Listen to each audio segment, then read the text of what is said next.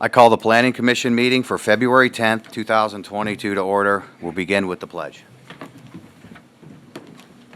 I pledge allegiance to the flag of the United States of America and to the republic for which it stands, one nation, under God, indivisible, with liberty and justice for all.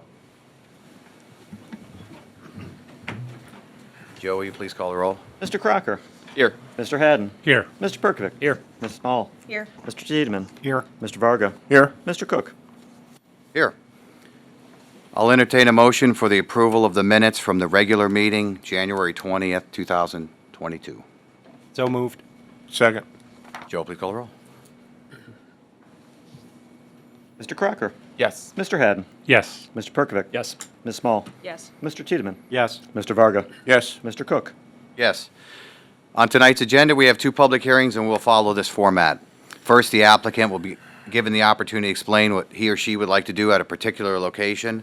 Second, anyone wishing to speak in favor of this proposal will be given the opportunity. Finally, anyone wishing to speak in opposition will be afforded the time to do so as well.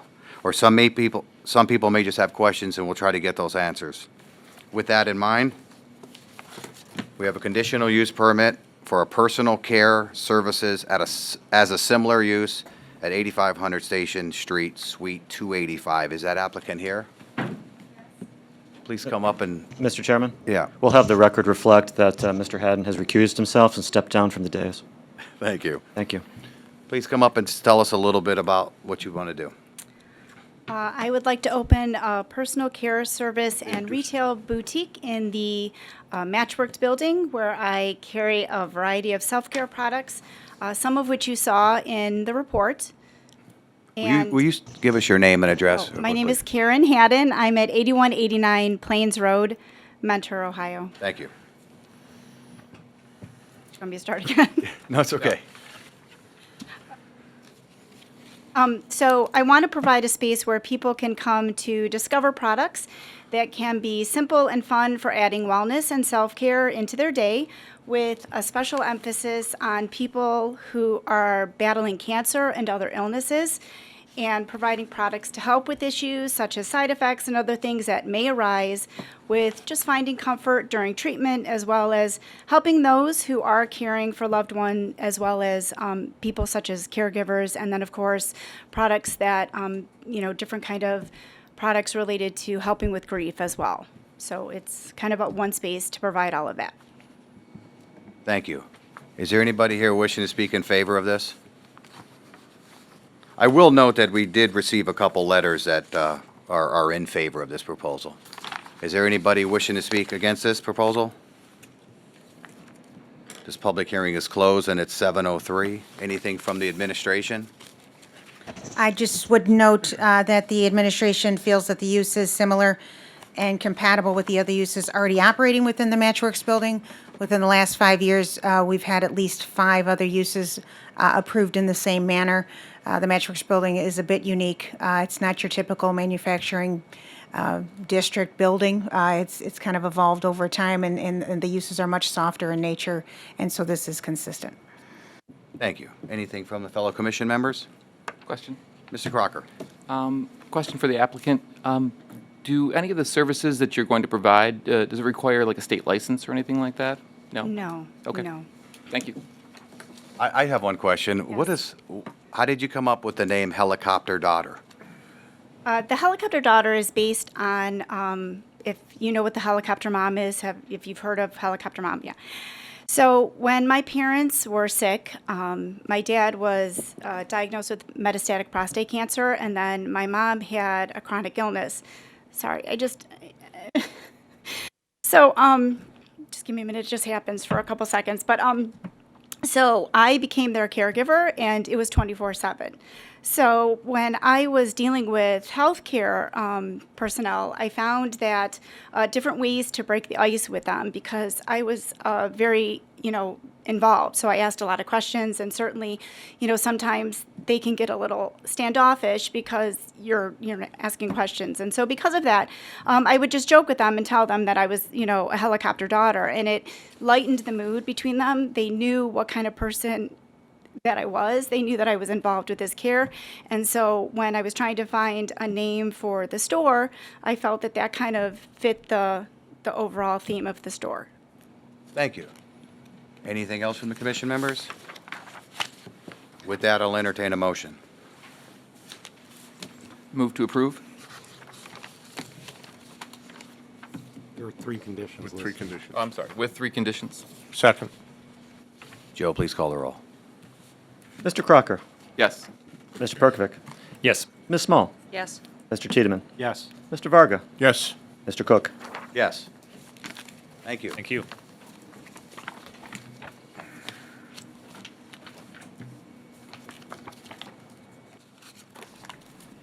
We have a conditional use permit to allow an outdoor facility, storage facility, as a similar use at 7132 Menor Avenue. Is that applicant here? Yes.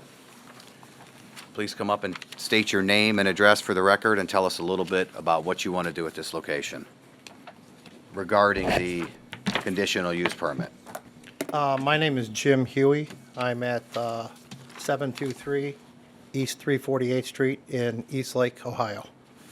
And I'm here to propose to put a outdoor storage and an indoor storage at the back of 7123 Manor Avenue, as well as a additional retail across the front.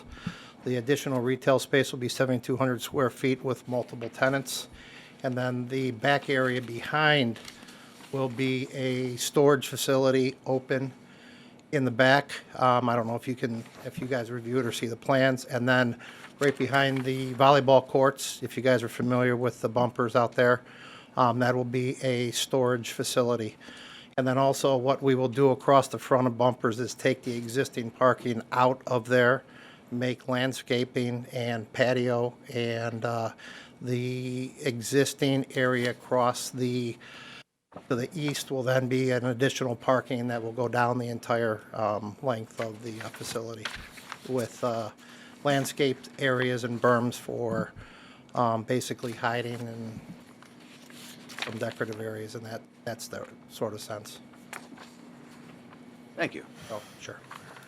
Is there anybody here wishing to speak in favor of this proposal? Is there anybody wishing to speak in opposition?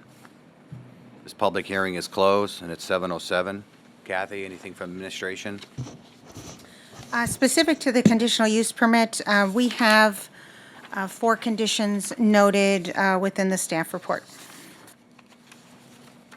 And you've read the staff report and agree with, Yes, I'm in agreement with the conditions, paying attention to condition number 1, the 116104 outdoor storage in industrial districts? Yep.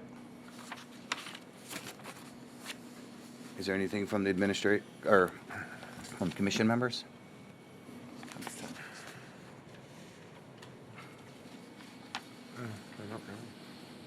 I guess the one thing I have is, in the code, the fence is 8 feet.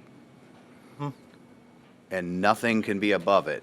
It has to be less than 1 foot below the fence, any outdoor storage. So the 118 parking spots that are back here, nothing's going to be over 7 feet. I mean, if they put an RV, something out there on at that extent, I mean, the extent of an RV and how tall the RV is, can it be that? I haven't measured an RV, so I don't know, Right. you know? It's more than 7 feet. Maybe Kathy, yeah. I would ask too, maybe, could you talk about the grading? Because that is a significant drop back there, and how what your plans are in relation to grade level, and I don't know, is it, I mean, Well- when you look at it from Menor Avenue, you don't see all of that because it's such a dip. Yeah, well, what there is there is a area where, where your hand is right there is a low spot in which that would get filled. In that aspect, if you're talking about, if you're concerned about the overall look of that, we have put on the plans having a landscape berm coming up and around the front of the area as you approach there. Down around the back and the side is an existing area back where there is railroad tracks. So I don't know about if you're concerned about hiding the facility from there on the back side, but on the front side, we took note of, from the road and stuff, to make sure that we have some sort of buffer. And if that's something that we need to add to, or we have to add a fence that's 10-foot high instead of 8-foot high, I don't have a problem with that. I understand the overall concern of you want to try to hide that, but I think overall, when you look at it, it's going to be a significant improvement in what we're trying to do to the area compared to what it is now, which is, it's been abandoned for years and it looks garbage. So what's the fence made of now? You depict the fence, but you don't really say what it is. The fence will probably be a chain link fence. It'll probably be, what we're looking at is try to have a black chain link fence to go up and along it. And then we can have a landscape berm, and we can either put it on top of the berm, which I would probably have the fence on top of the berm in the areas, which will then give it the added height. And then put landscaping up and around it in front of it as well. Kathy, could you talk about the landscaping if we decide to go with a chain link? Well, there's a few things. I mean, I guess we just want to be careful with the type of fencing, and you'll just have to be more specific at the time of final site plan submittal. The intent is to screen that use, and we're also very concerned about security. So I don't know if there's going to be barbed wire on the fencing or what, if that's your intention or not, but we're looking for screening and opacity. So I think that's something that has to be taken into consideration when you're looking at it. I would suggest taking a look at 116104 when you're preparing the final site plan, then, and maybe we add to that condition that that will be approved at final site plan, because it's under the conditional use, condition number 1. So to give the applicant a chance to kind of absorb the regulations that are in place, because they're very specific. And also, we're talking about the magnitude of that site, and we're talking about 118 cars. That's a lot of cars to screen. So maybe just allow the applicant that opportunity to take a look at that. I think the berm is a nice idea, and certainly I think that's something worth considering. But the other thing that we can do on it is, if you're looking to have it on all 4 sides, but across the front, we could put a board on board, or we can put some other type of fence that would be different than coming down the sides. I mean, going across the back and 2 out of the 3 sides, there's nothing that you're screening. I mean, it's railroad tracks and stuff, but if you're worried about what it's going to look like on the east side and the east side and the south side, we can always put a board on board fence running down that to screen it, and then the other 2 having a chain link. I think you're going to have some screening just based on the buildings that you're going to put up front. Yeah. Oh well. But across that too. It's that east and west line as you're driving down 20. Correct. Yeah, you're in a hole anyway. So I think you should pay close and also pay close attention to condition number 4 as well, with security cameras and lighting, proposed security. So Correct, you correct. got a little work ahead of you, Yes. but I think we can work on that at the site When we plan. when we developed the plan, and then we were looking at the parking lot lighting and stuff like that. So that's one thing that we're going to look more into regarding photometric plans and stuff on there to deal with that issue as well. And also having cameras and stuff mounted in appropriate locations on the poles and such not, so. Thank you. But- Did I see a? But we Yeah, read fully. Mr. Tiedemann. I just wanted to chime in, when we're talking about the fence, doesn't code say it needs to be a maintenance-free fence? Yeah, well, sure. Right, Yes. so I mean, a board on board, you're gonna, we're looking for probably vinyl or something like that. We don't want something you need to stain every couple years or, so, Okay. I mean, that's in the code. That's why I keep Well- stressing, check that part of the code out, Okay. because it's very specific. I mean, I take fencing, there is no maintenance-free fence. Regardless of what you do, you have to maintain a fence. Regardless if it's chain link, board on board, vinyl, the vinyl, it's gonna wear out, things get hurt on, or things get damaged, you're gonna have to deal with it, so. I mean, there is no maintenance-free fence. Unless you do a wall. But Brick at that wall? point, yeah, brick wall. A wall? But yeah, Kathy, did you have something to add? I was just going to suggest that under item 1 of the conditional use permit conditions, we add a statement that says, as approved by the planning commission at the time of final site plan review. Okay. Anything Chairman. else from the?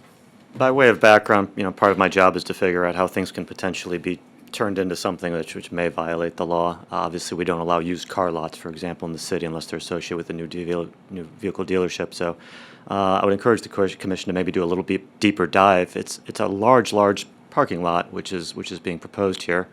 Relative to whether it's passenger vehicles or strictly recreational vehicles, there may be some need to dive a little bit deeper as to what exactly is the market demand to store, passenger vehicles, for example. Are they going to be offered for sale? Certainly, we have prohibitions against, parking outdoors of junk or disabled vehicles. And so I would just encourage the commission to perhaps get a little bit more clarity, because the cover letter that was submitted with the CUP didn't have a lot of specificity as to the exact nature of the vehicles that would be stored there. And that obviously was a source of concern, not for intentional misuse, but certainly to avoid any misunderstandings. Thank you, sir. Mr. Well, Barker? I can ask that question. I mean, can you give us a idea of what your market is for, what kind of vehicles are we talking about? yeah, I mean, the market, what it's bearing is a lot of the municipalities and stuff do not allow boats, RVs, and those type of things that are stored in front yards or in driveways. So there is a market for people to store those type of vehicles and stuff. And looking at the area and the city of Menor in itself, there's not many areas for this. Housing development across the street's going up, and there's other markets and stuff that are going on that are going to need this. And I mean, something has to accommodate these type of things. Because if you have ordinances and stuff that say you can't have stuff in your front yard, you can't store, there's got to be an alternative for people to store these things. And there is a market. And we have indoor and outdoor storage. And our game plan on this is we are not storing garbage trucks and stuff for sale. This is going to be stuff that people are going to want to store, boats, RVs, and other vehicles and stuff that are larger that they can't store at their houses. What about commercial vehicles or construction vehicles? That would you have a opportunity or a situation where somebody come in with a front loader and want to store it there? Would that be a possibility? And would you allow that kind of vehicle to be I don't know about that. I would have to. That's not I would have to talk to the owners and stuff like that. I'm not. That's not what you're looking and for. that's not what the intent is. But Right. I would have to talk, and if that's a part of the conditional use or whatever too. I mean, our intent is not to store construction equipment like track hose and excavators and things of that nature on the property. So these vehicles would be personally owned by residences? Correct. You're not looking to store, well, I wouldn't want to say you couldn't store commercial vehicles, because somebody might have a, Well, I mean, if pickup truck or something, they just, I mean, well, a lot of times too, you see in these carnivals and stuff, people have these larger box trucks that they, serve, box truck, yeah. Like a stuff trailer, out of, yeah. and I see those stored a lot too. Sure. Where, they can't store it at their own personal home, but, they want to store it somewhere, so. Yeah, I'm just trying to think if there's any need to further, as he suggested. I mean, could we say no construction vehicle, no No, construction equipment? I get your point on that, yeah. I mean, that's That's a valid point. No No selling. sales, And no no sales. storing used vehicle for sales, no third-party storage, anything like that for Yeah, however that used car market works. But, right. right. No, and if that's part of the, yeah, I wouldn't see a problem with that, because that's not what the intent of that back area is for. So you wouldn't have a problem with it being a condition then? No, not at all. Okay, so we have to formulate a fifth condition. be a 5 and 6. Or yeah, it could be a five. Yeah, we could say the fifth condition could be no storage of construction-related equipment. Okay, that's. Yeah, I mean, I would say, when you say construction, that's a bit Well, I'm trying to be ambiguous. collective without being specific. Yeah. I mean, someone could store a pickup truck, that's not, Right. But we don't want anything like a Like an cement excavator truck or an or- excavator or a front end. Trailered construction equipment. Yeah, Yeah. well, okay, so, well, be careful, because some of the trailers he's talking about are trailers, So I would say, okay, no, it just, number 5 would be no construction-type vehicles. And, a pickup truck is not a construction vehicle, right, even if it's owned by the company, is that, Would heavy construction equipment, perhaps? okay? Yeah. Let's add heavy construction. No That would- storage of heavy construction Heavy equipment? construction Yeah. equipment, just leave it equipment, so doesn't have to even be a vehicle. No, sales would already be prohibited, so that's, again, just Right, that's- try to air that issue a little bit for Okay. tonight. But the only other matter is, delivery vans and things of that. Would this potentially be used for staging, say, delivery fleets or something of that nature? I'm not saying that's a good or bad thing. I'm just trying to understand. Yeah, Well, like operating out of there for deliveries? Is that what you're thinking? Yes. Yeah, no. Like Okay. 60 Amazon buses. Yeah, that come and go every day. yeah, yeah, no, I get you, no. That could be I have no problem with that. So the So- sixth condition would be, go ahead, Jeff, No, you go ahead, you have it. no storage of No fleet parking, fleet parking, right? Or staging, no fleet parking or staging? yeah. Or no fleet? Staging would be, having a number of vehicles and They then can't operate and do business. they can't do business, That's- out of the facility, so I would think that's like staging to No organize. fleet staging, Yeah. period? I think that, yeah. Yeah.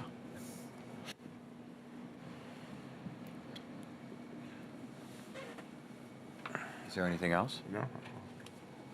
With that, I'll entertain a motion.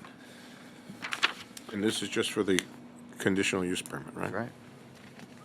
I'll make a motion to approve with the 6 conditions, and number 1 was altered per what Kathy said earlier, At final site plan. at final site plan. At final site plan review.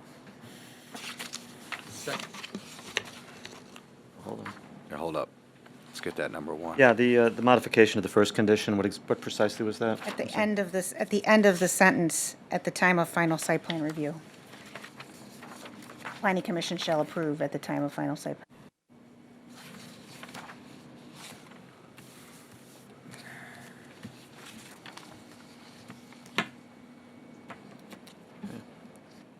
Joe, please call the Second roll. was Mr. Crocker? Yes. Thank you. Mr. Crocker? Yes. Mr. Haddon? Yes. Mr. Perkovic? Yes. Ms. Small? Yes. Mr. Tiedemann? Mr. Varga? Yes. Mr. Cook? Yes. Here, stay up here for a second. Under new business, we have a preliminary site plan of an outdoor storage facility and retail building at 7123 Menor Avenue. Do you have anything more to add? No, well, we discussed, and I know that I have been talking with, dealing with plan and zoning. We modified to give a 10-foot landscape setback from the street. As you can tell, coming across the front of bumpers and that, we are going to get rid of the parking that crossed that entire front and make it literally a better approach. And a more defined approach in and out of the property. Currently, right now, people park all across the front. There's no designated parking. It's kind of a mismatch of stuff. You can get down the street. But anyway, so the overall plan on that is to take that and clean that up also. And eventually, we will put, part of this is we're going to put landscaping and stuff, but then we will take that and make that entire front across there, patio, landscaping, benches, eating, things on that, a whole entire area, and clean up the entire front. But that's down the road. First of all, our game plan is to get what the planning commission and everybody wants to do is get this landscape and everything cleaned up across the front, get the drives and the asphalt paving and stuff down the east side of the property, put in the retail space, which is right there. That's 7,200 square feet of multiple tenant retail space. And then on the backside there, put in additional parking behind the volleyball nets. And then behind that parking, we will put a 7,200 square foot enclosed facility. So when you're talking about also screening, there's quite a few buildings and things that are also going to be screening that, and the front look of that front building, if you look at the elevational plan on that, the overall proposal on that, we're going to put a classy looking front of the building across the front there. And then we're going to start and mimic that coming across on bumpers as well, eventually. Thank you. Anything for administration? Nothing other than the conditions noted. There's 9 conditions. What do you envision the retail space being? Well, we've got a lot of bites, kind of ironically, with doctors. I think with the cardiovascular across the street and stuff, we've gotten a lot of hits from doctors. So, and that I was very interested on why that, but there's some need for some of that space there too. So, you know, looking at that, we're trying to strive for more professional type usage across there. So, you know, overall, that's kind of what the outlook is on how this looks like it's going to be transpiring. Okay, thank you. Mr. Chairman? Mr. Varga? I'm just looking at the site plan. Behind this new building that we were just discussing, you have a Yes. 30-foot service drive that goes, I guess the access road is on the east side, but it goes Correct. to the west, but then it doesn't connect to, there, you can see it right there. It doesn't connect to this other drive. What's going on with the 30-foot service drive? That sounds like it's more than just a drive. It sounds like, is parking going to end up back there too, or? Well, currently, right now, how that is designated is it gains access to the back of the exit of the new facility. Right, right. And, you know, depending on, you know, how they have it with, if there's deliveries or anything like that, Yeah. we're giving that ability to have that option if an overhead door or something needs to go in, if there is not going to be a usage for, like, say, the professional end of it, say if there's going to be like a small little restaurant or a small little coffee shop or something like that, if there's So deliveries or it's things just like that. service? Yes. We're not going to get parking back there too? No, that's not the intent for it. And let me ask Kathy? Usually the fire department doesn't like dead-end drives like that.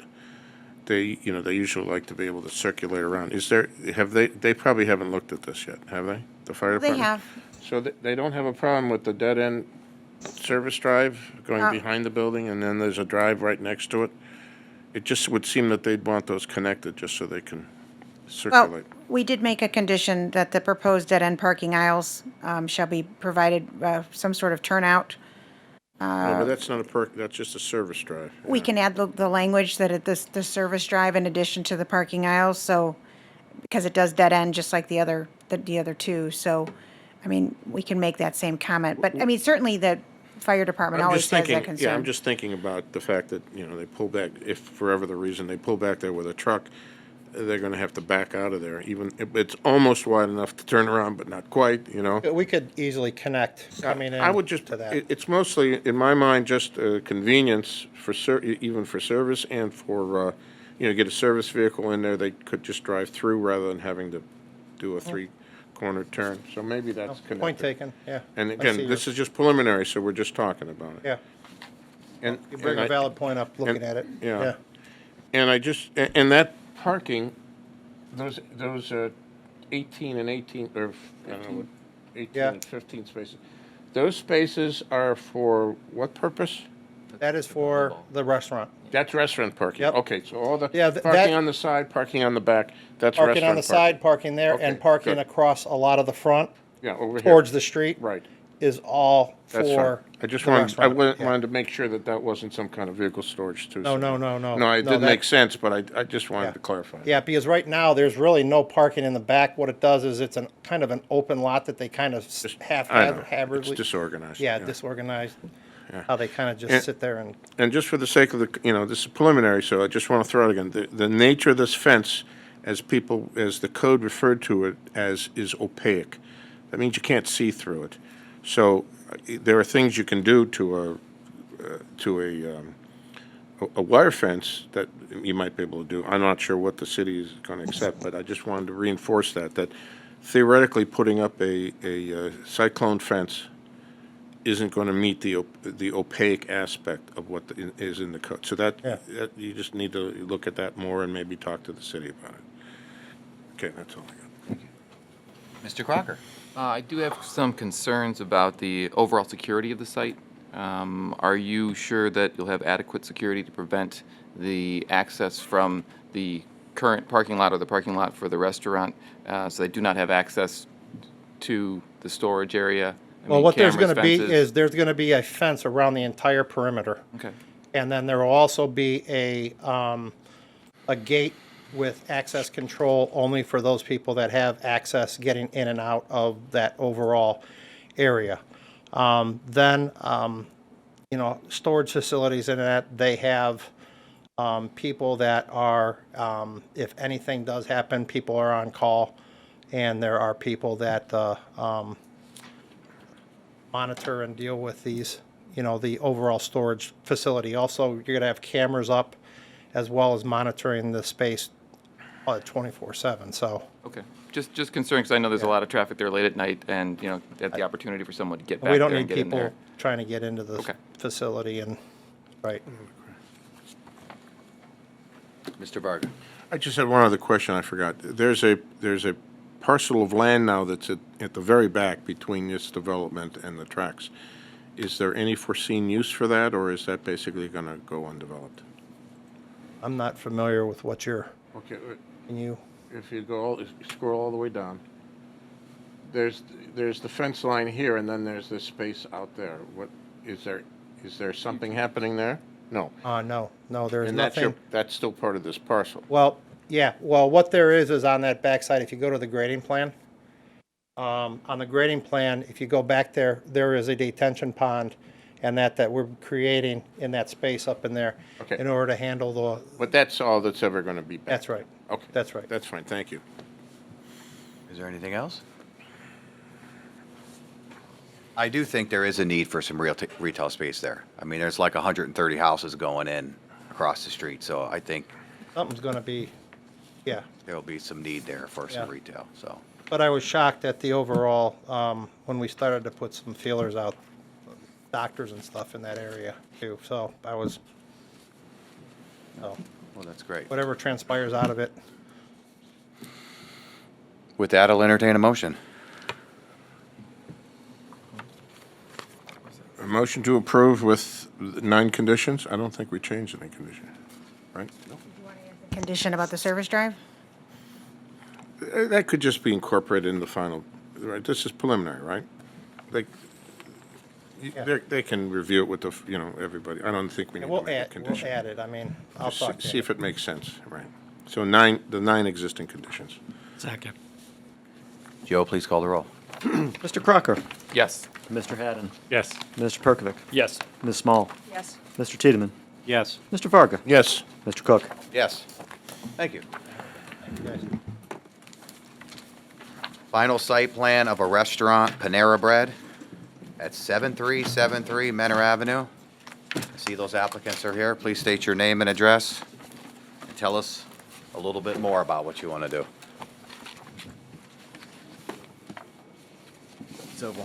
Yeah, let's do the site plan, and then we'll go into the architectural. Rich Cantanzariti with Land Design, 9025 Osborne Drive, Menor, Ohio. We've reviewed the engineering and building comments, and we have no issues with any of them. We've addressed most of them, and the remaining comments we'll address before building permit issuance. Anybody has any questions? There was only a few comments. Kathy, anything from administration? Nothing other than the conditions noted. There's 5 conditions for final site plan. Thank you. So I think the steps got to go. Steps are gone. They're gone, okay. The bike pad, the concrete bike pad has been added to the location. The landscape plan will be adjusted in both of those areas to handle that. I'm talking about the steps coming down the hill. Yeah, that they're are gone. Yeah, okay. They're going to be removed. All right. Yes. So we've already, like I said, we've addressed those on our site plan, so the next time you see them, they won't be there. The bike pad next to the northern door will be there to accept the bike racks that the detail will be on the architect's plans. I think the pond maintenance that's north of our site, that'll be looked at when the weather allows. And that's about it. There were no other police or fire comments, so. Thanks. Anything from the commission members? Yes. Mr. Haddon? I have a question. Is this one of those sites where it's going to be like when you enter from the north end here on the west of your property? Is it one of those where you got to circle the driveway to get to the drive-through, or it's because it says right turn only? Can they turn into the drive-through lane, or are you going to make them circle the building first? No. Have you seen that where they make you circle a building? No, Then- you could either bypass or go straight to the drive-through. Okay. Yeah. You don't see a concern there, people trying to cut the line or anything with people coming from the other way or from the east? It may be something you have to think about, yeah. People will do anything. I think I've heard the commission say that before. Yeah. Thank you. Mr. Varga? Just have a small question. The project area encompasses part of the existing parking lot for the purpose of allocating parking spaces. There's no other identification of that, in fact. I mean, people can park anywhere Correct. to be able to use this, and there won't be any specific limitation of those spaces, will there? And we talk about the need to identify any shared parking, which I believe has already been addressed. But we just wanted to acknowledge the fact that, that parking lot is used by any of the, And that space is available for this facility, but there won't be any limitation to who can use that parking? I mean, will there be signage That's not the that says intent. you can't, unless only restaurant? unless the people can applicant use it? wants to correct me, that's not the intent. Okay, I just wondered, because I know the dotted line goes out into the existing parking lot, but that's just the lease line, and it encompasses the required parking, and that's all fine. But there'll be no other control of parking. Okay, thank you. Thank you. Is there anything else? With that, I'll entertain a motion. Move to approve with the 5 conditions? Second. Preliminary and final site plan. Mr. Crocker? Yes. Mr. Haddon? Yes. Mr. Perkovic? Yes. Ms. Small? Yes. Mr. Tiedemann? Yes. Mr. Varga? Yes, Mr. Cook? Yes. Architectural review of a restaurant, Panera Bread, 7373 Menor Avenue. You speak to the architecture a little bit? Yeah, good evening. My name's Kim Phillips again with Phillips Mechanic Architects, 142 East Market Street, Warren, Ohio. And we have taken your comments from the preliminary review and I believe have addressed them all to the staff relative to the exterior finishes of the restaurant building that was, and rightfully so, a little stark on a couple of the sides by fixing and matching some of the materials that were on the other sides of the building, as well as some opaque spandrel glass windows that we're going to put in there to dress up the side because it's the back of the house, actually, so that out. We've also addressed, relative to the patio, the bollard areas that rested on all about the front drive lane sections, as well as patio fencing.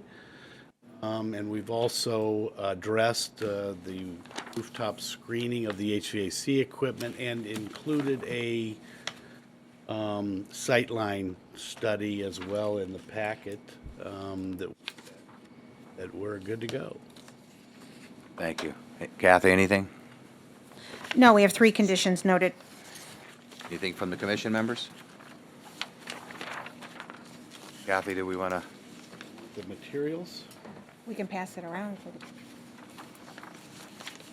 One material you will not see on that thing is what was brought up in one of the comments by Kathleen, was the stained concrete patio.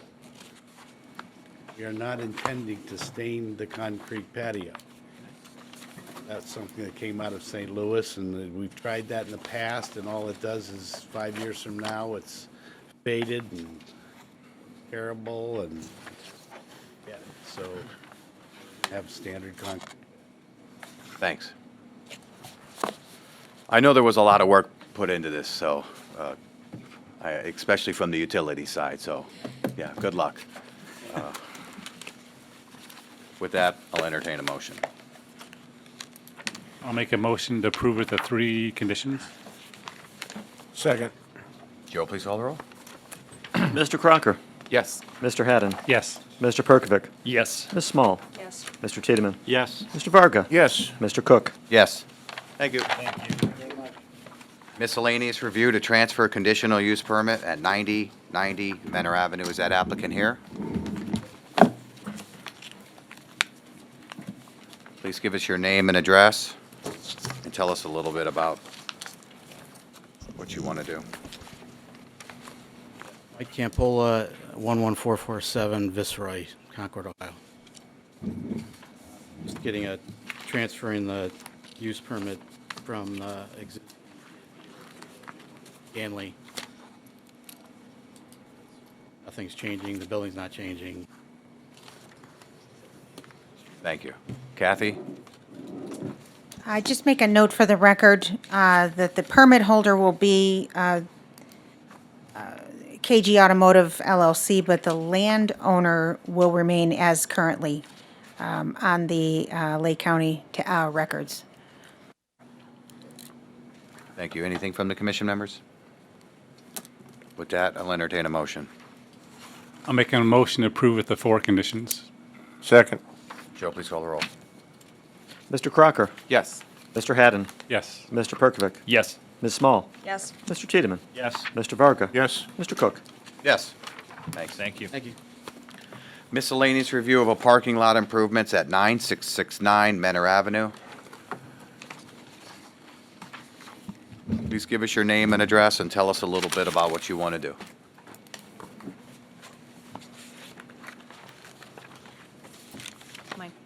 Abby Foster. I'm with Kimley Horn and Associates, 7965 North High Street, Columbus, Ohio. Could you say your name one more time? Abby Foster. Okay. Scared to talk too loud.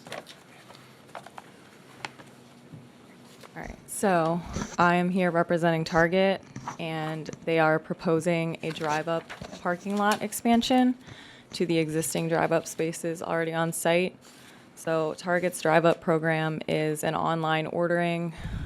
You order online, got what you want, pay ahead of time, and then when you arrive to Target, you park in the designated drive-up areas, and an employee brings out your order to you.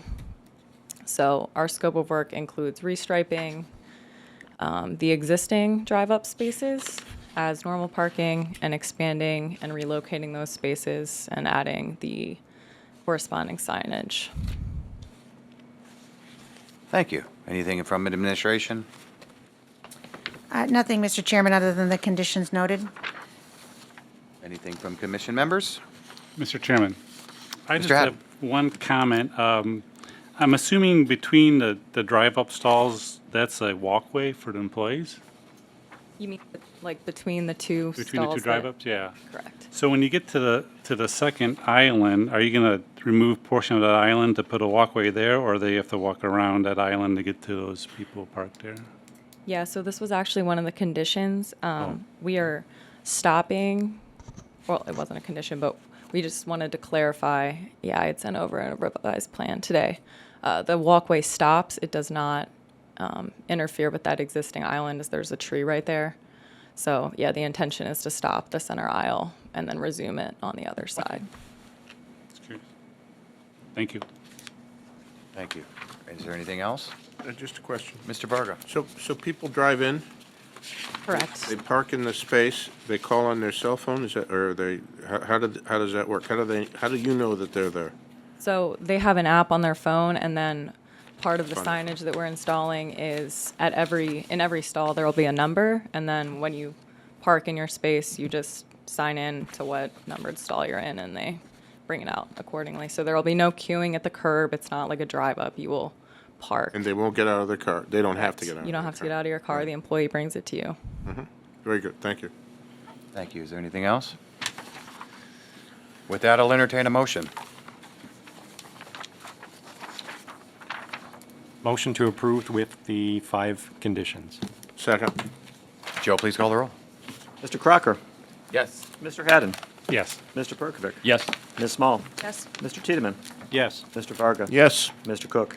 Yes, thank you. Thank you. Final site plan of a storage facility at 7868 Reynolds Road. Give us your name and address. Tell us a little bit about what you want to do. Sure. My name is Daniel Ginberg, 5607 Glenridge Drive, Atlanta, Georgia. And Jason Linscott, same address. Mannequin Smith Group, Shaker Heights. Good evening. Nice to see everybody again tonight. Really not much to discuss.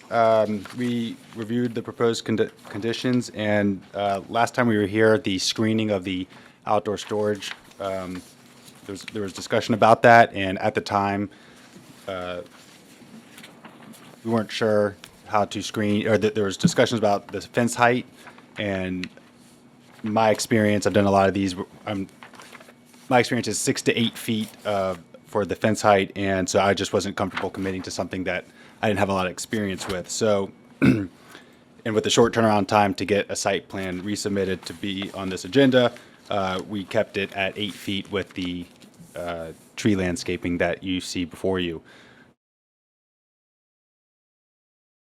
Design team and our fence subcontractors, and now I can say that the 12-foot fence is not going to be a problem. We'll be able to do that. There we go. And so the condition 4, totally fine as it's written. Condition 6, as it relates to the architectural gooseneck lighting, we're okay with all of that except the 2 words, and side. The side elevation for requiring the gooseneck lighting isn't really functional for what we're trying to accomplish. We really need the wall packs in order to appropriately light that side of the property. The wall packs that we're using, they are LED, so they're the direct throw. The throw is directly downward. There's no outward pollution, and they are fully cut off as it's designed. And further for configuration in the field, when we install them, we can add some shields and prevent light pollution and reduce the glare. So we really, other than that small, other than the and side elevation, we're okay with all of them. We would just like to remove the condition requiring the gooseneck lights on the sides of the building. Thank you. Thank you. Kathy? The only thing I think we were mostly concerned, we like the gooseneck style, and we were thinking about if they could be at least on the side elevation where the parking area is and the office area is, and not with the expectation that would have to go all the way back, which we could clarify. We love the gooseneck light. It's a great architectural design for the front of the building. The light output is 90% of a wall pack. So if we do that, we're going to have to add like it's reduced by 90%. Yeah, reduced by 90%. And so if that's the case, in order to meet the photometric code, we have to add 4 to 5 light poles, which will then just have to use a pun overshadow the gooseneck light. So that's why we would like to use the wall pack. Okay. Kathy, we could potentially add maybe one gooseneck near the office there where your cursor is. And then maybe as we get towards the fence, we can do the wall pack. Maybe that just turns the corner, which maybe accomplishes what you're trying to do. Could you just state your name for the record? Jason Lynn Scott. Trying to accomplish. Whatever, it was just a suggestion, so whatever the board wants to do. Thank you. Anything from the commission members? Chairman? Mr. Varga? Yeah, I think if you can provide a fixture that has a clean cutoff that meets the light mitigation issue, then a wall pack, which should be fine. Okay. I mean, again, figure it out, because you don't want to have to change it after you put it up, and it shines into the neighbor's Understood. property. Thank so. you. And the decorative ones, put in a decorative place, where they do the most good. Okay? Okay.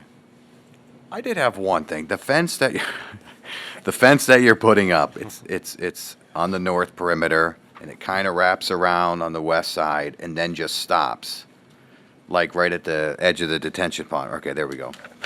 What's stopping somebody from walking down the tracks and walking right in there? Oh, from a security point of view. First, we do have a lot of security. We have video cameras at all the entrances and exit points. I mean, I get that, but there's a fair amount of undisturbed buffer, so somebody's going to have to go through a lot of vegetation just to come onto our property. But at the same time, then once they're on our property, they still have to leave via the gate. So there's nothing really preventing anybody from taking anything. And if there's security, we'll catch them via the monitoring. I mean, I'm just thinking it's 3 o'clock in the morning, some vandalism. We have over 40, 50 facilities, and that's never been an issue. Okay. Have you ever met high school kids? All right, is there anything else from the commission members? Oh, the one other thing, are we putting some, because the fence is going to be 12 foot, are we putting anything in front of that to break that a little bit?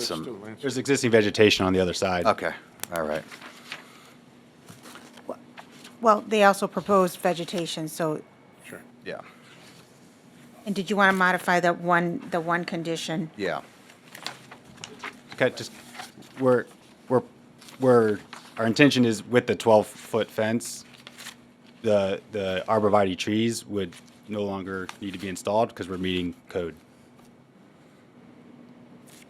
And I then guess what I'm thinking, it's going to be an awful tall fence Correct, and then there's not undisturbed vegetation beyond the fence to help break that up. between But that from- and the restaurant. Correct, but from a screening perspective, our intention is not to install that landscaping. Yeah, you can see it. Mr. Crocker? I would still be more comfortable installing that vegetation to break up that, and that is going to be a pretty tall fence. The existing vegetation looks a little sparse, if you will. I would be in favor for personally, still, at least in that section, having something there to kind of break up that, as you said before, you get anything over 8 feet, becomes this giant wall. Might not look that nice. Is that something, you're open to that, right? Yeah. Okay. I mean, could we have? Do you want it to be that tall of a tree, or do you just want something that breaks up the fence?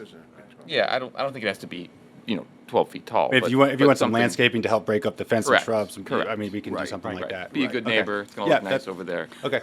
I should make a note then with the conditions that the landscaping, that buffer is going to be modified, because right now we have a plan that shows giant arborvitae. Okay. Okay, so we have some work to do on the condition, so.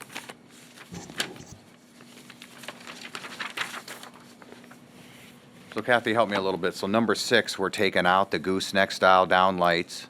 Shall be, no, you could just take out, as they indicated, after the word front, just take out, just strike and side. And side.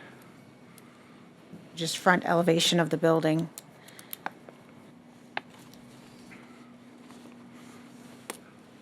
And then if you wanted to add a statement that the landscape screening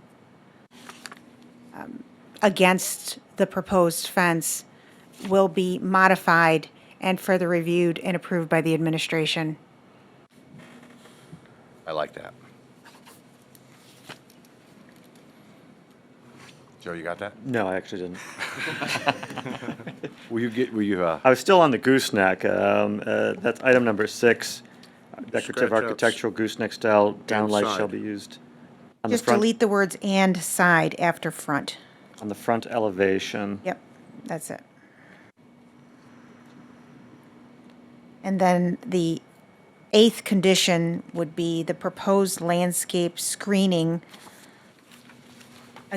adjacent to the fence shall be modified and approved by the administration.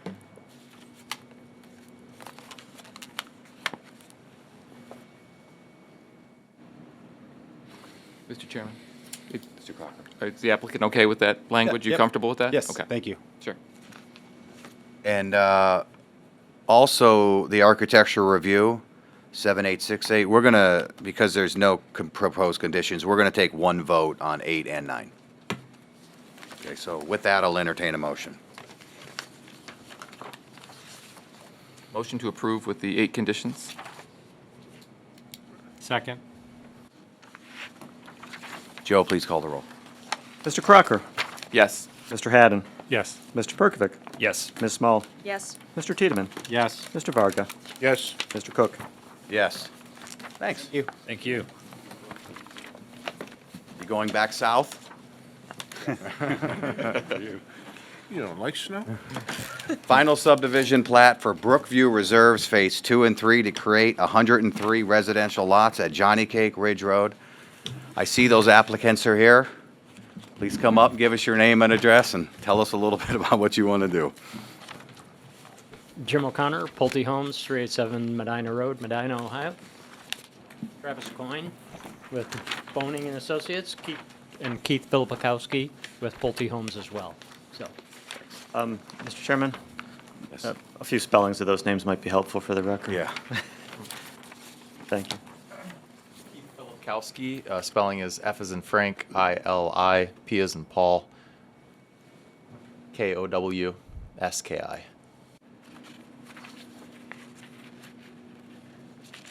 Thank you.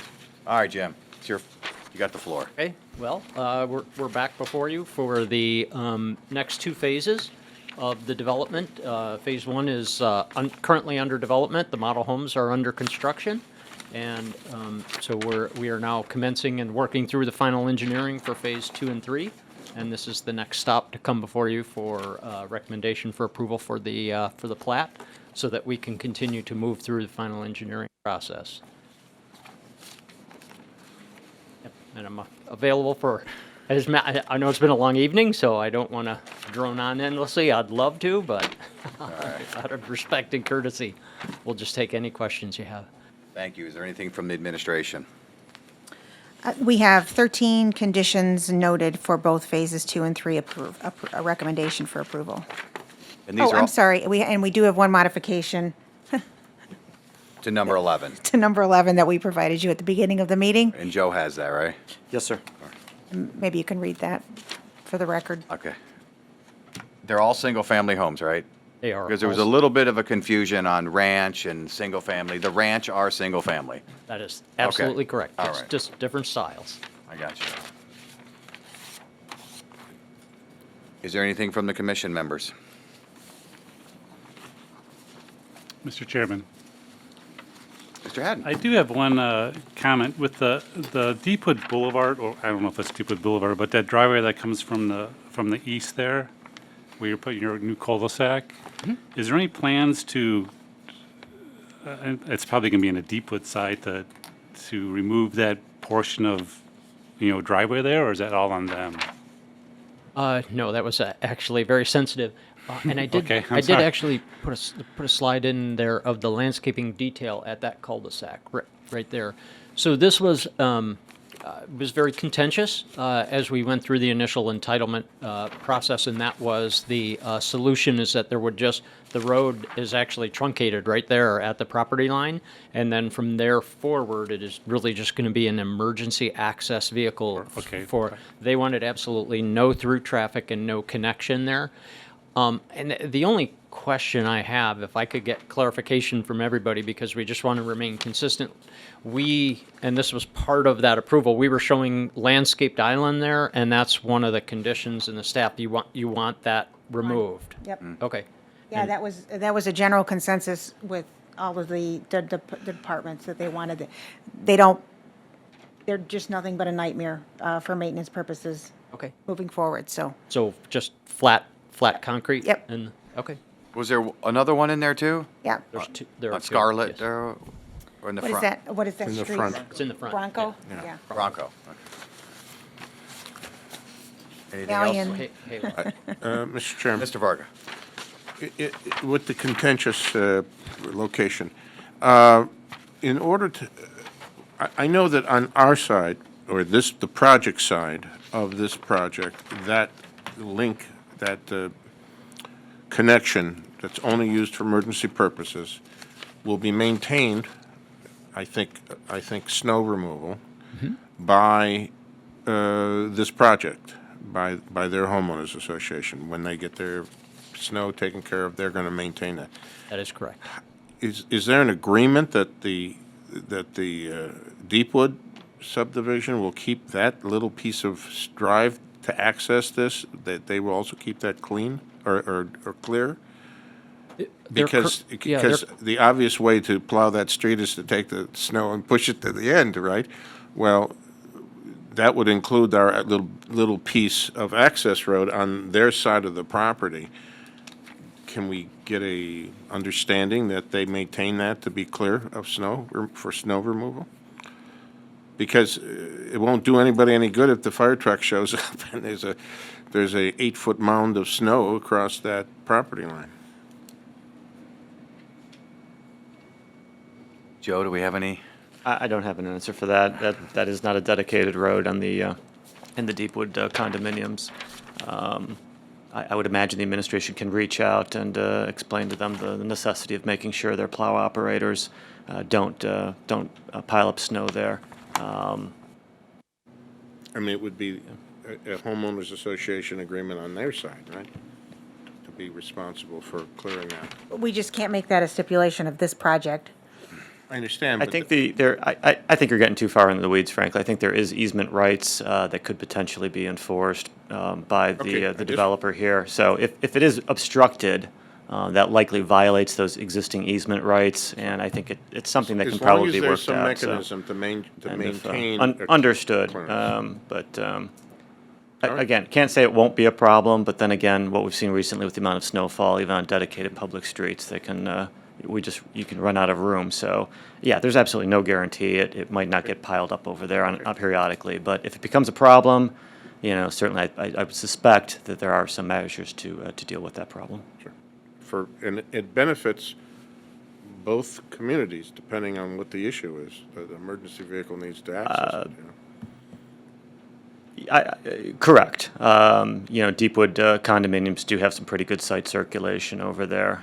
So this is probably something they've lived without since the development existed. It's really, I think, enhances the ability of safety services just in case there is a problem. And Deepwood, since I've got a little personal familiarity with it, can get blocked once in a while during a heavy rainfall event.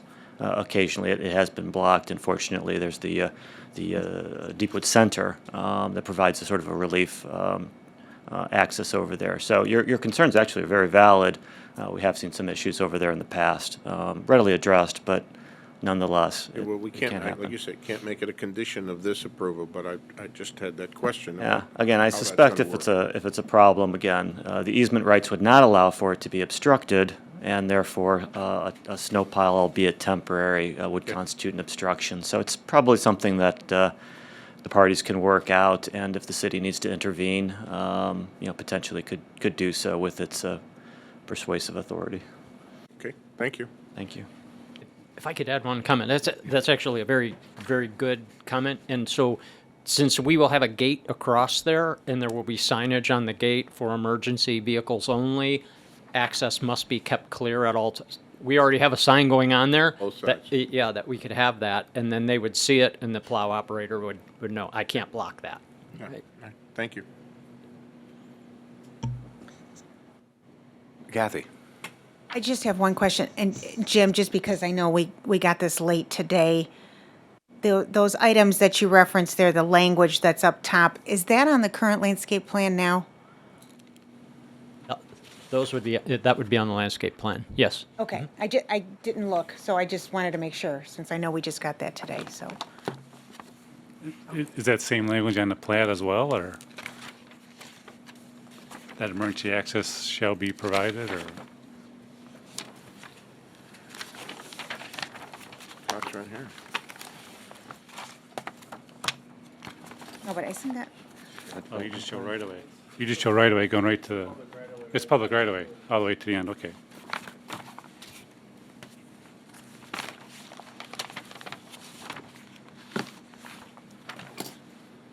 Is there anything else from the commission members?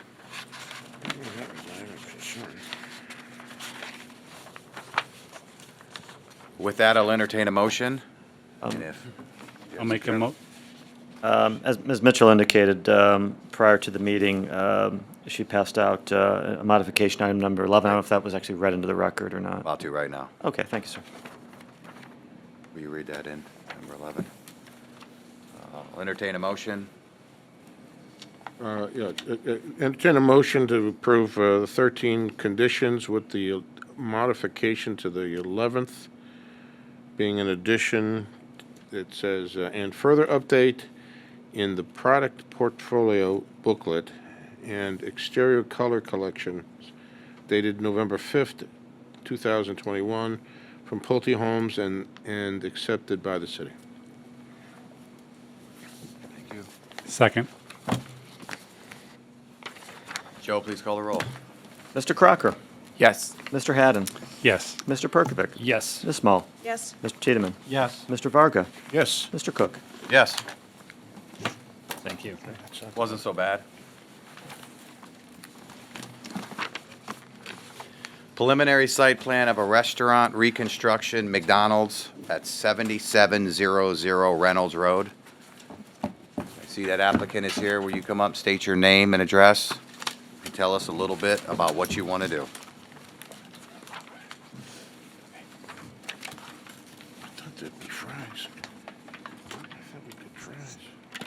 Hello, I am Bob Bumbarger from Larson Architects. 1250. spell that last name? Bumbarger. And I am Larson Architects 12506 Edgewater Drive, Lakewood, Ohio. Hi, my name's Carl Blickel. That's Blickle. I'm with Rubber City Arches, who's the owner of the restaurant. My address is 55 Furnace Street, Akron, Ohio, 44308. Hi, Michelle Miller. I am the McDonald's area construction manager for this area, and my address is 667 Morning View Avenue, Akron, Ohio. Thank you.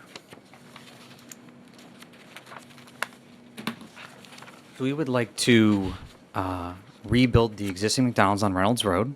So we're going to tear down the existing McDonald's, lay out the parking. We are going to re-landscape. We would like to move the apron. We are going to center the building on the lot and add a side-by-side drive-through lane as part of this. And it will be brand new to the most current standards of McDonald's. It should improve the site greatly. Carl, would you like to say anything about the new building? Yeah, I purchased the restaurant in February of 2018, and from that very day, set about trying to convince McDonald's Corporation to allow me to rebuild it, to have a site that would do justice to that corridor, which I think is a very nice place to do business, and a facility that we currently have that is not up to current standards. So hoping we can receive some favorable feedback on this project and improve that corridor there. Thank you. We'd like to see if you guys have any comments before we proceed with anything else. All right. Anything from administration? Nothing, we have 14 conditions noted. In the condition number 3, I know this area well. We would like to see shall be a right in, right out only. So right now, when you exit that McDonald's, you can go northbound on 306, and it's tough. It's tough to make that left. So we'd like to see the traffic go back to Palisades and use the light to go northbound, and that's why that condition 3 is written, and you're okay with those conditions. Well, my question being that it sort of self-regulates itself. We do have the ability to go out the back side to get out if you had to take a left, say like at noon, 5 o'clock, when it's busier. But at 10 p.m., I mean, I've gotten out of there plenty of times. It's not crazy to do. A lot of similar projects like this, including one Carl has. I don't know if you want to speak on that, but the people sort of self-regulate themselves. I mean, this condition exists now, and actually we're technically moving it farther away from the freeway. So I only think it's going to be better. But maybe, Carl, do you want to speak on the other project that you have? Yeah, I'm obviously have entertained comments like that before. We have a site that strikes me as very similar to this in Greene, Ohio. You have it it's on Maslin Road, which is State Route 241 there, right at about 300 feet south of the exit from 77 there. And it's the sort of thing where at 9 a.m., noon, and 5 p.m., you really don't want to take a left out of the driveway onto Maslin Road. But our experience there has been that it is self-policing. Most of the people that drive that area habitually learn that there are just certain times of day when you're not going to do that. But we do a significant amount of traffic at 5 in the morning and 10 o'clock at night, where the customers, I think, benefit from the convenience of being able to take a left without circulating out to a traffic light. But obviously, it doesn't surprise me to have seen the comments there from the city. Kathy, could you speak on that a little bit about? This is a comment and condition that has been made by our engineering department. So it wasn't a should, it was a shall. So I really can't say, okay, let's just keep it as is. That was something that the traffic engineer specifically made a point of saying with Palisades there, that is what that is intended for. So that, it improves safety along that 5-lane highway. 5 lanes, am I correct? At least. Yeah. So the only thing I would say is if they want to speak to the engineering department further on that, I can't comment any further. This is preliminary, and you can speak to the engineering department on that, but like she said, it's a shall. Okay. So I think these gives us time to kind of clean these sorts of Correct. things up throughout So our I just need to corridors. clarify with engineering, and if not, then we go to right in, right out. Is that Right in, what I'm right hearing? out. Okay. Northbound off Palisades.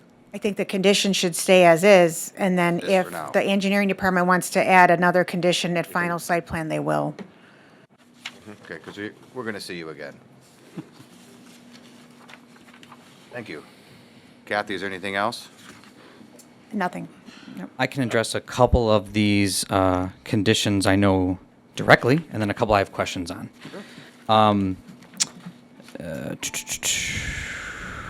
Number 7, I'm a little confused on what the enhancement to the roof line is requesting. You want to take these one at a time? It's up to you guys. Kathy, could you speak on condition number 7? So, In speaking with the administration as we were compiling the staff reports, the comment was made as that, we've seen a lot of the newer buildings have a more pronounced roof line, and Larry's zooming in on those right now. Mission Barbecue has that. You can see what that's doing along the roof line. I guess our recommendations we would prefer to see not that flat line across the top. So if you go to our colored elevations, Larry, are you thinking maybe if you see where the front elevation wood battens are, and as it comes around the corner, it turns, and then on the elevation, if we rose that up like Mission Barbecue, is that something that's what that's comment is suggesting? that is what we're suggesting, but obviously To break that's it your up. final decision, but that was the recommendation. Did you have something, Mr. Barber? Actually, I was going to ask, I wasn't sure what that meant, too. Now, this is a standard building, right? I mean, this is like right... They all look like this. They all look exactly Well, like this one we went the lighter brick color, but they all look like this. So I'm trying Standard to elevation. understand, too. So are we talking about thickening the top of the wall? Could be, yeah, thickening. mean, It doesn't I don't know that necessarily it's have to gonna be out of protrude frame. out, but it could be a more, Just the coping, instead of the coping being 3 inches, it might be 8 inches? Would that be, I'm trying to interpret to understand what it is that we're talking about. different color. I mean, I think we just wanted to see the roof line more pronounced than what it is now. And a second question. As always, I never see any mechanical equipment on the roof. And you will not see any on this roof. Okay, well, that answers my question. Yeah. because- That was that one I was going to get to, but yeah, on all the new buildings, because of the height, you will not see any mechanical equipment on the new buildings. On some of the older existing ones, we've had to screen, but not any of the new ones. So the wall itself is the screen. It's tall enough. Cuts off the... Yep. Okay. Did you have some more issues? Oh, yeah. Oh, just some more questions, I guess. On number 8, the proposed landscape and irrigation plans shall be in conformance with all applicable requirements. When you say, and then additional street trees, Reynolds and Palisades, are you suggesting to add more trees? And then the other question is, are you saying that we need to actually have an irrigation plan, or are you saying to show how we would water the plants? Well, the landscaping chapter requires the irrigation, and so that's what we're looking for. Do I have to have, we use a sleeve for the possibility of an irrigation system, but a lot of times it's handled by the owner. They'll go out and water that. Is it required to be? Well, the language in the, I can read the actual language in the.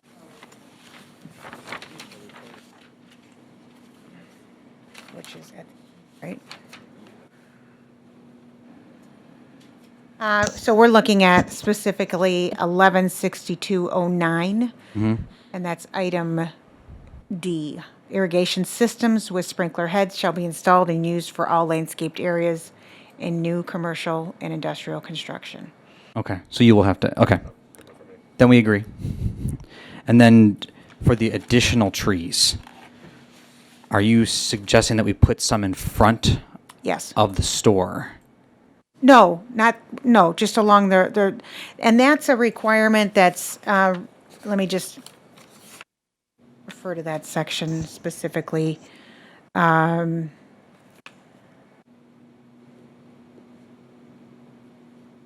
there should be a landscape strip, a minimum of 10 feet in width,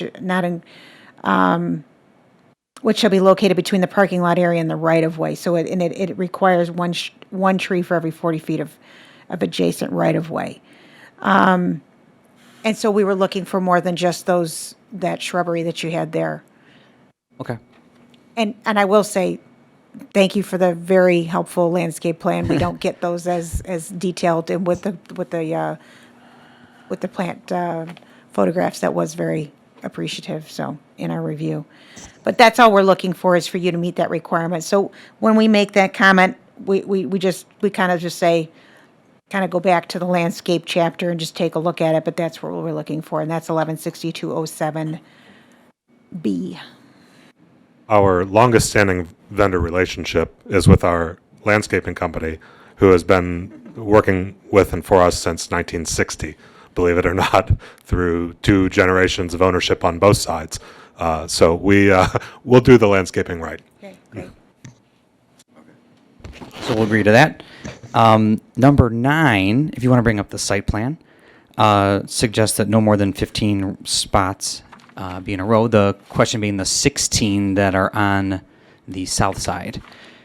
If we stripe that spot up near the shed, would we be in compliance then with the 15 stalls? It serves us really actually nicely to have more room to get into the shed there, and then we wouldn't have the 15 stalls in a row.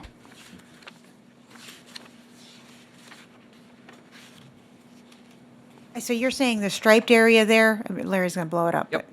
If it was, that stall is right removed. there. Yep. And becomes striping. I mean, as long as you don't exceed the 15 in a row, yes. Okay. Perfect. Let's see. And then I never provided a trash corral drawing. Did bring it now. But everything, all the equipment will be screened, all the dumpsters. It's a 8-foot plus masonry wall with Trex board gates, and the brick is to match the brick of the building. So that should handle all that. I didn't submit that, and that will be handled. And then the last one is the photometric, which we'll have for the final site plan. And the doors on the dumpster self-closing, Spring-loaded? spring-loaded? I'm not familiar with that, but if that's a thing, I'm. Yeah. We just don't want to see them wide open so everybody sees the dumpster all the don't time. Yeah. Because they usually get left Defeats open, the so. purpose. That very well as. Yep. Oh, man. That's Feeling a little bit like I should know that. But.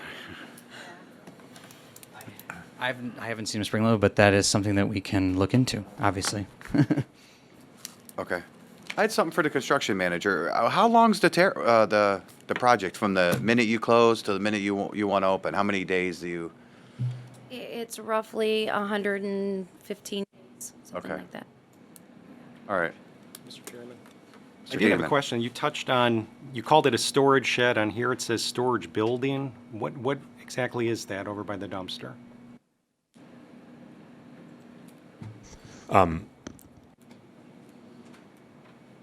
Within the 4 walls of the restaurant, essentially every square inch is spoken for, between the kitchen equipment, back of house equipment, et cetera.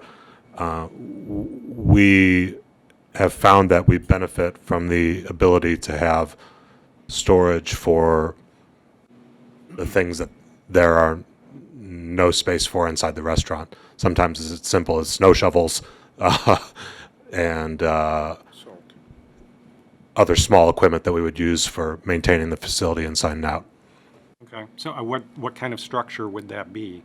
Is that a masonry structure? Yes, sorry. Okay. It'll all look uniform. Sorry, when it wasn't.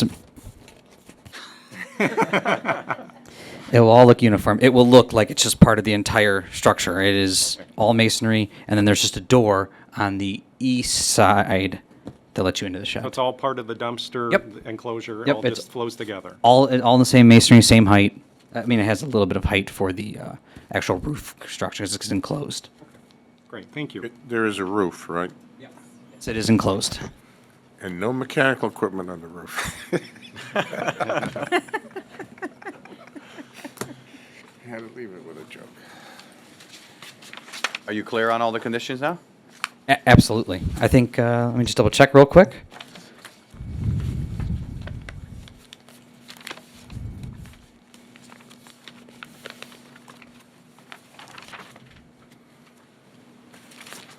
Last one. Oh, the last one, yeah. I believe so. Thank you. Is there any? Double check. Do you guys have any questions? I just want to say thanks for the opportunity to do business in your community.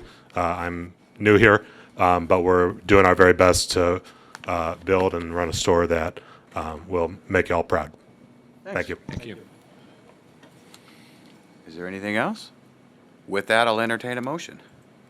I'll make a motion to approve with the 14 conditions. Second. Joe, please call the roll. Mr. Crocker? Yes. Mr. Haddon? Yes. Mr. Perkovic? Yes. Ms. Small? Yes. Mr. Tiedemann? Yes. Mr. Varga? Yes. Mr. Cook? Yes. Thank you. Thank you, everyone. We have a miscellaneous review of a building addition and site alteration to 6800 Center Street. Is that applicant here? I see. Please state your name and address. Tell us a little bit about the addition. Hi, I'm your 12th man tonight. Yes. Nick Deutschev with DLA Plus Architecture Interior Design, representing the Giant Eagle Corporation. Could you please spell your last name for the record? Last name, Delta, Oscar, India, Charlie, Hotel, Echo, Victor. Thank you, sir.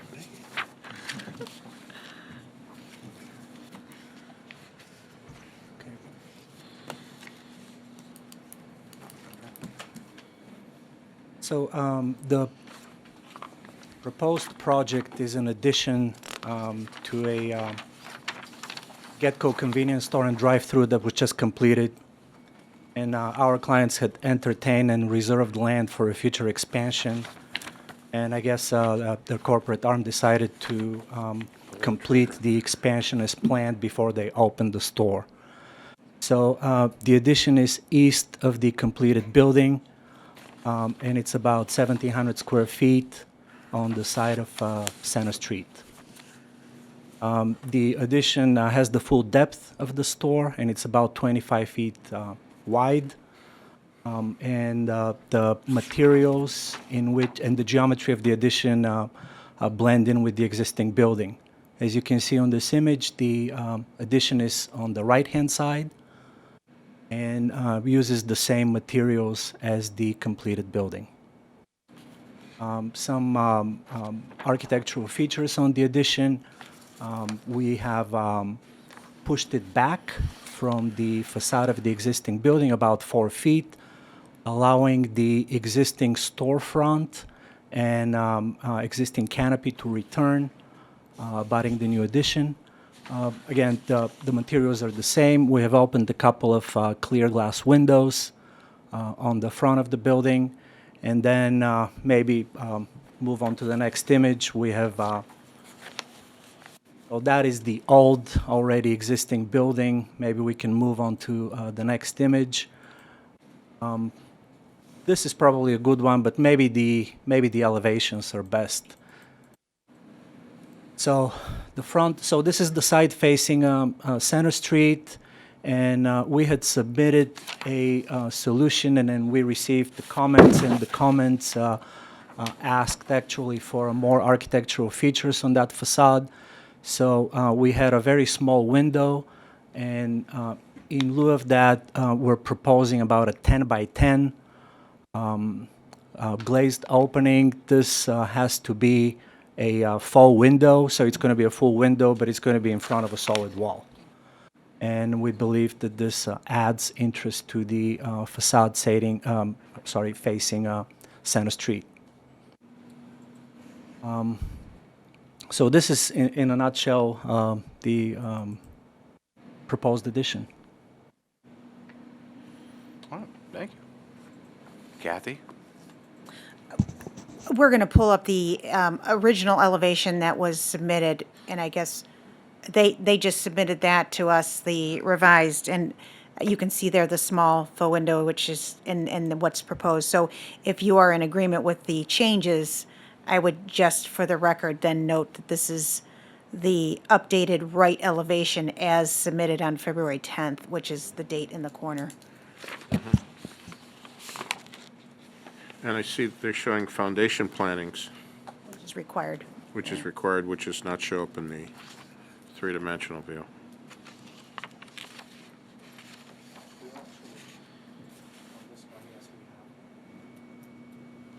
But not on the site plan yet. Okay.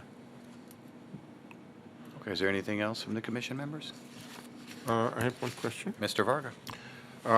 The bird's eye view shows that the original mechanical equipment is still enclosed in a fenced area.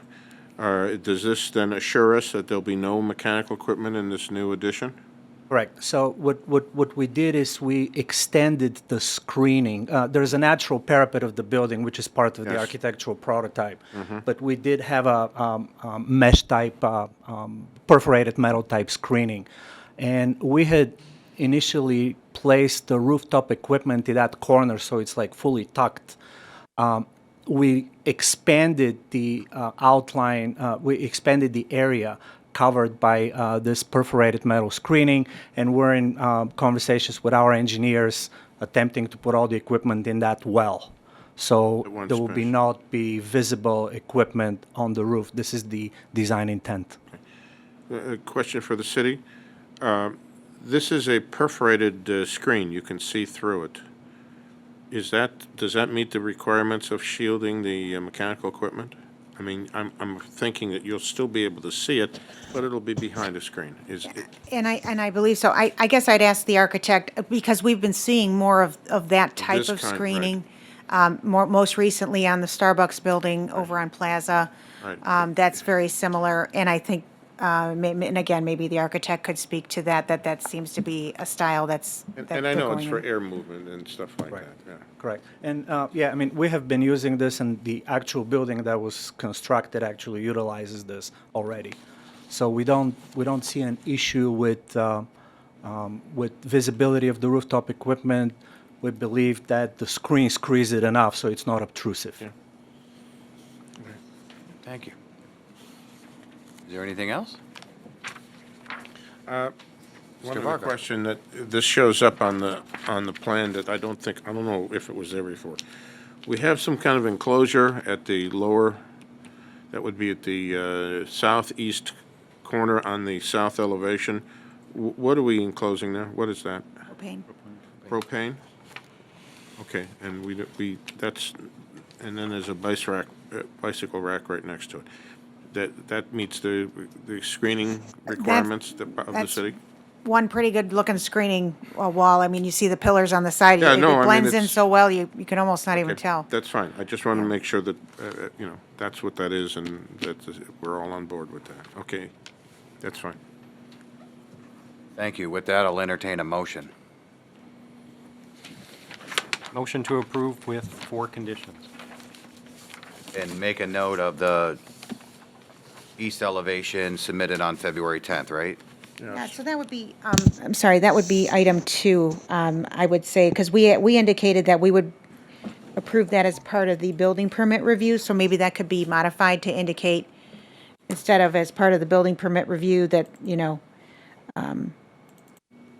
so the language shall be added to the east elevation, and then and you can strike "and reviewed by the administration" as part of building permit review, and just indicate "as submitted" on February 10th for Planning Commission approval. That's right. Bring hard copies if you Yeah, no, like that's great. those. I have.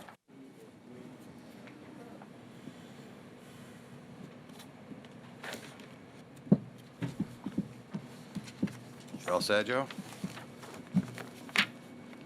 Yes, sir. We need a second. Second? Joe, please call the roll. Mr. Crocker, Yes. Mr. Haddon, Yes. Mr. Perkovic, Yes. Ms. Small, Yes. Mr. Tiedemann, Yes. Mr. Varga, Yes? Mr. Cook. Yes. Thank you. Thank you. Thank you very much. Kathy, is there anything else? Nothing else. All right. With that, I'll entertain a motion to adjourn. Motion to adjourn. Who do you want to set to give?